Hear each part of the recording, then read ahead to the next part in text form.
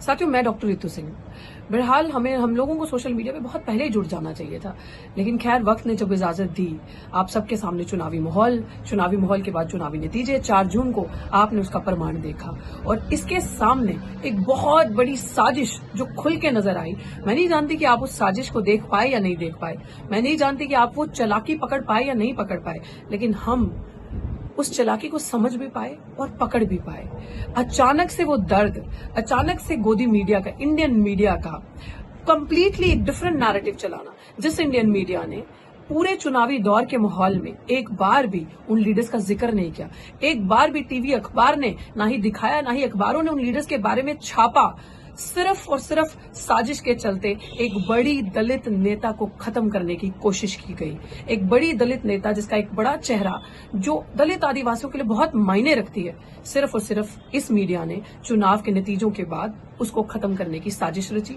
एक नैरेटिव ऐसा चलाया, अखबारों ने ऐसा छापा, हर एक उस इंसान का इंटरव्यू, ओपिनियन छापे जो कभी मैटर ही नहीं किए होंगे, जो हमेशा उस पर्टिकुलर तबके का बुरा ही चाहते होंगे, हमेशा उनके बारे में इग्नोर ही किया होगा, उनके बारे में कभी दिखाया नहीं होगा। एक बड़ी दलित नेता को मिटाने के लिए, खत्म करने के लिए साजिश रची गई। और मेरा ये मानना है, और तमाम वो लोग जिनके बीच में आज ये बात रख रही हूँ, तमाम वो लोग जो दलित, आदिवासी, पिछड़ा समाज, माइनॉरिटीज, मुस्लिम, क्रिश्चियन, दलित, बौद्ध, ये एक जो बहुसंख्यक तबका बनता है, मैं इनके बारे बीच में ये बात रख रही हूँ। मुझे लगता है आप मेरी बात को काफी हद तक समझोगे।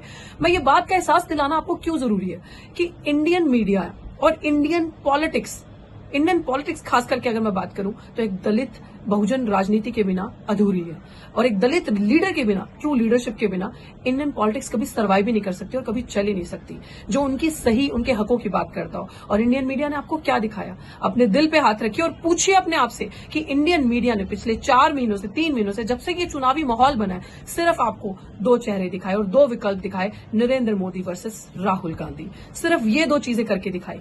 कभी इन्होंने बात ही नहीं की बहन कुमारी मायावती जी की, कभी इन्होंने बहुजन समाज पार्टी की बात ही नहीं करी। और मुझे एक बात आप बताएं, मैं उस समाज से, उन लोगों से ये चीज पूछना चाहती हूँ जो आज ब्लेम गेम खेल रहे हैं कि हम लोग हार गए चुनाव, बीएसपी की वजह से 16 सीटें बीजेपी ले गई। तो मुझे एक बात बताओ भाई, ठेका लिया है क्या?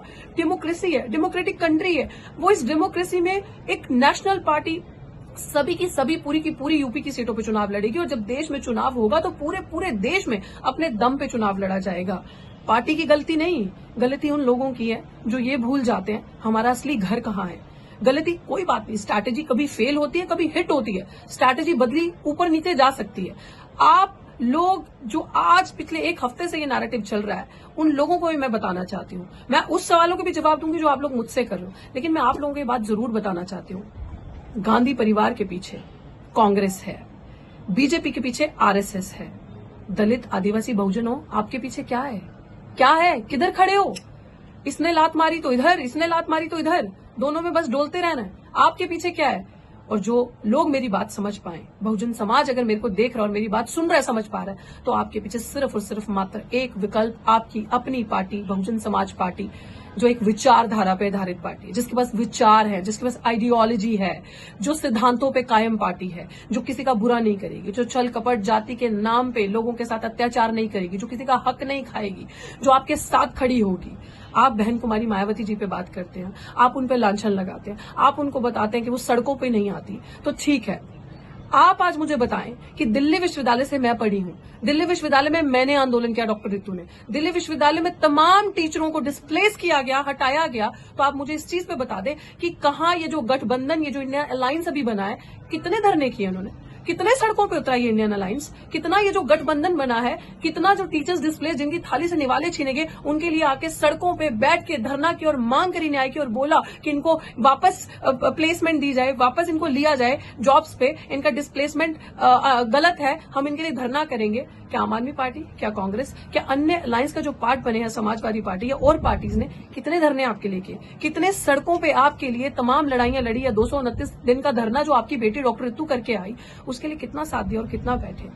बहुत आसान होता है कि जब आपका कोई लीडर बैठा है ऊंची पदवी पे, क्योंकि वो दलित समाज से, क्योंकि उन्होंने सब सहा है और वो महिला है, बहुत इजी होता है पानी उस तरफ गिरना जहां ढलान है, लांछन लगाना, ये बहुत आसान है ये काम करना। लेकिन आप याद करें वो दौर, और डॉक्टर रितु से आप ये पूछते हैं कि ऐसे तमाम अभी मैं कमेंट्स के स्क्रीनशॉट्स डालूंगी, आप जरूर देखिएगा। मुझे लोगों ने ये सवाल किया कि लीडर तो आप बहुत अच्छी हैं, बहुत अच्छा काम किया आपने, बहुत अच्छा डिसीजन लिया पॉलिटिक्स करने का और पॉलिटिक्स ज्वाइन करने का और चुनाव लड़ने का, लेकिन पार्टी बहुत गलत चूज करी। मतलब आप जानते भी हैं मुझे आपके वेरिफिकेशन की वैलिडेशन की जरूरत नहीं है, एंड यू आर सेइंग कि we use to follow you. Please don't follow me, क्योंकि आप मेरे सिद्धांत, आप मेरे विचार कभी नहीं समझ सकते। आप उन चीजों को, उस दर्द को कभी नहीं समझ सकते। डॉक्टर ऋतु ने जो स्टैंड 10 साल पहले से, जब से संघर्ष करिए, जो लिया था, आज भी उसी स्टैंड पे खड़ी है। आज भी वो स्टैंड कायम है। आज भी वो विचारधारा, वो अम्बेडकरवादी, वो समानता की, स्वतंत्रता से पहले जो समानता की बात करता हो, जो सिद्धांतों पर चलने का, जो सर ना झुकाता हो, जो हर एक को उसके राइट्स के अधिकारों की बात करता हो, आज भी उन सिद्धांतों पर खड़ी है। अगर किसान का आंदोलन चल रहा था तो किसान मजदूर का नारा लगा के बुलंद आवाज से उनकी आवाज बनी।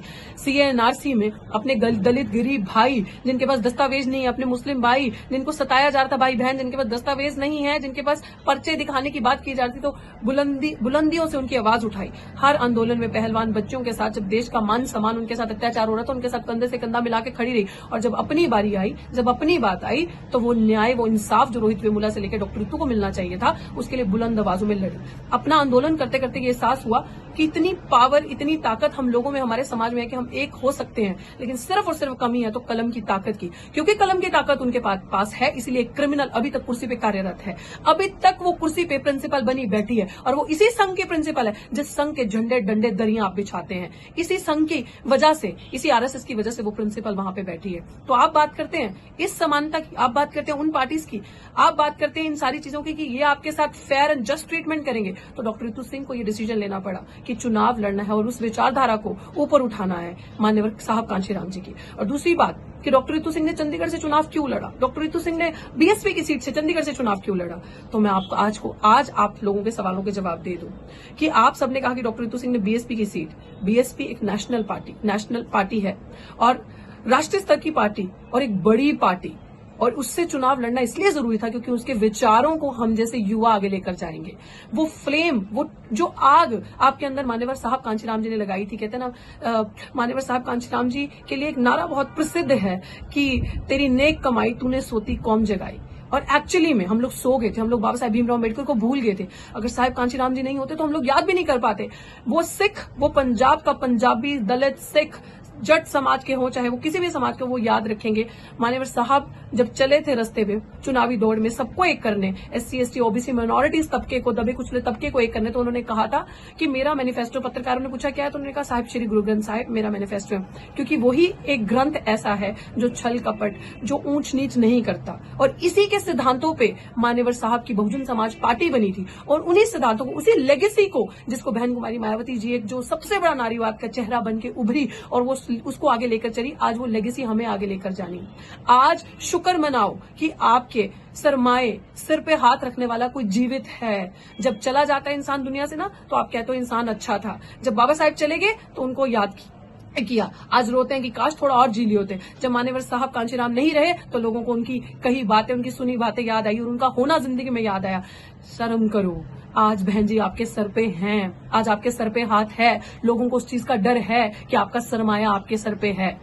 तो उस चीज की वैल्यू करो, उस चीज को इतना क्रिटिसाइज मत करो, मत उनकी पिच पे, उनके रूल्स के हिसाब से मैच खेलो, मत खेलो। आपको लगता है ये वही लोग हैं, इन लोगों ने कभी आपका रिजर्वेशन प्रॉपर इंप्लीमेंट नहीं किया। बता दीजिए, इतनी सारी यूनिवर्सिटीज हैं, कितनी यूनिवर्सिटीज में, कितनी प्रसिद्ध यूनिवर्सिटीज में आपके वाइस चांसलर्स हैं, एससी एसटी ओबीसी माइनॉरिटीज के कितने वाइस चांसलर्स हैं, कितने वाइस चांसलर दलित समाज से, ओबीसी समाज से, कितने प्रिंसिपल्स हैं आपके। तो ये सारी चीजें क्यों, मतलब I would want to believe Congress, with all due respect, कि वो दलित हितैषी है। I would want to believe कि समाजवादी पार्टी दलित बहुजन हितैषी है। I would want to believe कि जो बड़ी बड़ी बाबा साहेब के फोटोज, पुतले बड़े बड़े लगाने वाले आम आदमी पार्टी ये बाबा साहेब के अनुयायियों की बात करेगी। विश्वास करना चाहती हूँ, लेकिन their action speaks louder than the words, literally, कि उनकी जो करनी है, कार्यशैली है उसमें दूर दूर तक कहीं नजर नहीं आता। हमें दफ्तरों के ऊपर अंदर अंबेडकर की पुस्तकें, अंबेडकर की बड़ी बड़ी तस्वीरें नहीं चाहिए। हमें उन दफ्तरों की कुर्सियों पर अंबेडकर के अनुयायी चाहिए, वो लोग चाहिए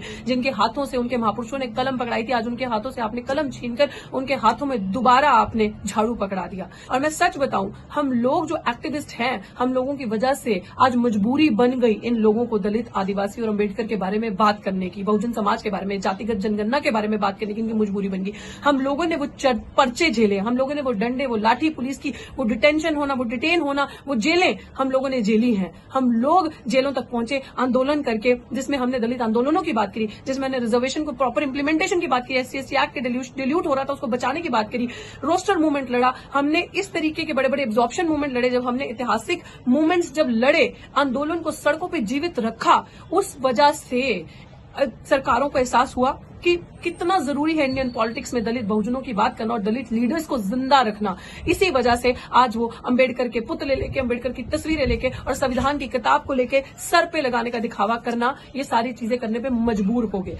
आज चुनाव के टाइम पे वोट बीजेपी ने सावरकर के नाम पे नहीं मांगे, हेलगवार के नाम पे नहीं मांगे। आज चुनावी दौड़ में अगर उन्होंने वोट मांगे बीजेपी ने, तो संविधान के नाम पे मांगे, संविधान को आगे दिखा के मांगे।